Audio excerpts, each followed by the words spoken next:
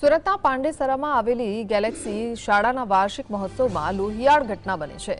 Annual function દરમિયાન નાચવા બાબતે થયેલા વિવાદમાં 4 વિદ્યાર્થીઓએ મળીને પોતાના જ સાથી મિત્ર હેમંત તિવારી પર ચપ્પુ વડે હુમલો કર્યો હતો। હુમલાખોરોએ ખૂબ દમ બતાવી હવે તારો દમ બતાવ તેમ કહી હુમલો કરતા વિદ્યાર્થી ગંભીર રીતે ઇજાગ્રસ્ત થયો છે। પાંડેસરા પોલીસે ગુનો નોંધી 4 કિશોરોની અટકાયત કરી છે, જ્યારે ઇજાગ્રસ્ત બાળક હાલ હોસ્પિટલમાં સારવાર હેઠળ છે। શાળામાં આવવા માટે મારી શાળામાં જ ભણતો હતો અને એના સિસ્ટર પણ અમારી સ્કૂલમાં જ ભણે છે અને બાળક એના પેરેન્ટ્સ સાથે કદાચ આવી હોઈ શકે। હુમલો કરવાવાળા કોણ છે? પોલીસ તપાસમાં સામે આવી છે। સર, એ તો ઇન્કવાયરી પોલીસ વાળા કરી રહ્યા છે। હવે એમાં ઇન્કવાયરીમાં હવે એમને શું દેખાયું છે, કારણ કે જેને હુમલો કર્યો છે અમારી સ્કૂલનો વિદ્યાર્થી નથી।